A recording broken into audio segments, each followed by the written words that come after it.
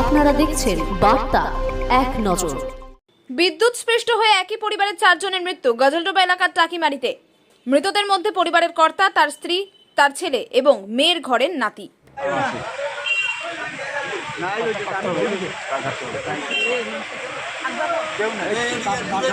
ছাতাটাকে বন্ধ করে দেন।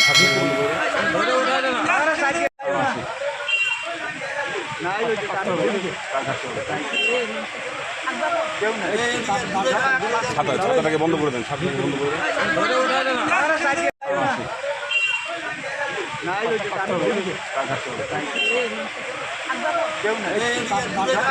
ছাতাটাকে বন্ধ করে দেন।